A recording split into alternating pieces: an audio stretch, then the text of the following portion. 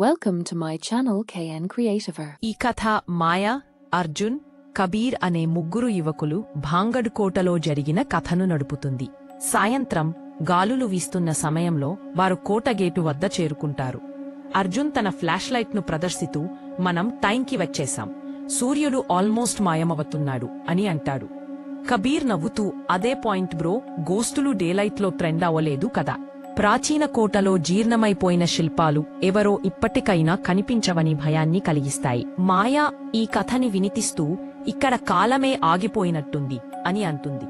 వారు కోటలో ప్రవేశించగానే చందనం వంటి బూడిద వాసన పంచుల మధ్య విరీతుంది. అర్జున్ ఇది ఎంత అందంగా ఉంది అని భావిస్తాడు. కాని మాయా అతనికి ఇక్కడ ఎవరూ లేరు కదా అని గుర్తు చేస్తుంది. వారి చుట్టూ ఉన్నలా వాతావరణం బాధాకరమైనది.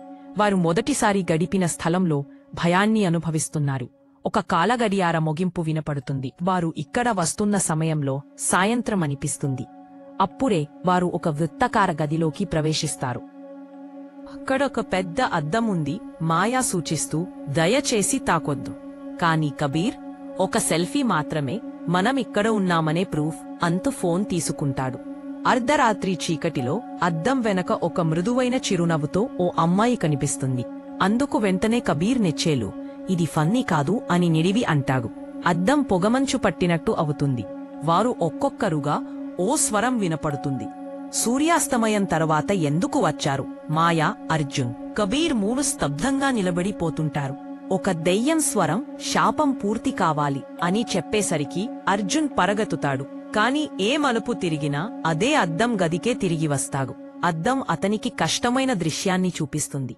మాయా తన ఆత్మతో అద్దం పైకి వస్తుంది. అర్జున్ను పట్టుకుంటుంది.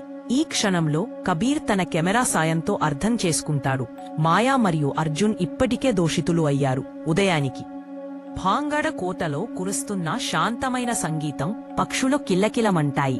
గైడ్, భారత పురావస్తు శాఖ సూర్యాస్తమయం తర్వాత ఇక్కడ ప్రవేశం నిషేధించింది అని చెప్పుతాడు. కాని అద్దంలో మాయా నవ్వుతో కనిపిస్తుంది. కబీర్ గడిచిన రాత్రి జరిగిందని తెలుసుకుంటాడు.